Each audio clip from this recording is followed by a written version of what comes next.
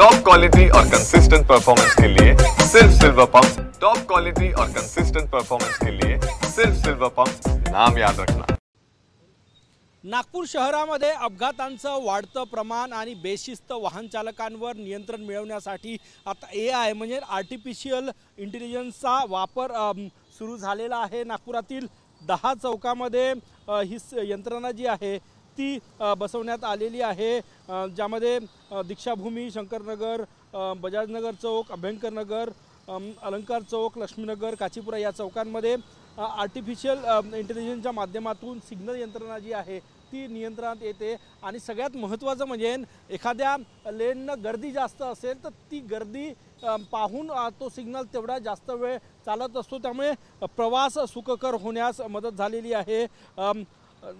नागपूर महानगरपालिकेनं स्मार्ट नागपूर उपक्रमांतर्गत AI आधारित integrated intelligence traffic management system अंमलात आणायला सुरुवात केलेली आहे। आणि सगळ्यात महत्त्वाचं म्हणजे AI नुसार जर समजा एखाद्याने नियमाचं उल्लंघन केलं, वाहतूक नियमाचं, तर त्याला थेट AI कडून चालान येणार आहे।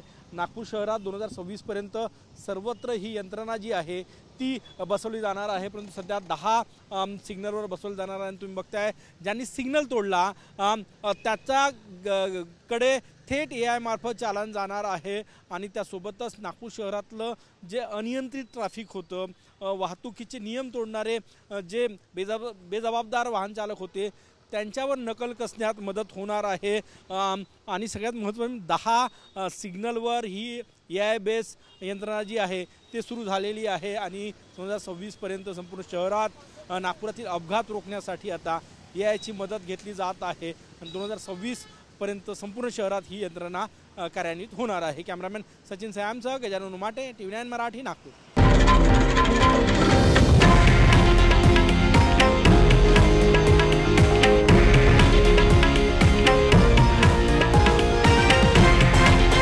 हे आहे देशातील नंबर 1 न्यूज नेटवर्क आणि आपण पाहत आहात TV9 मराठी, एकमेव।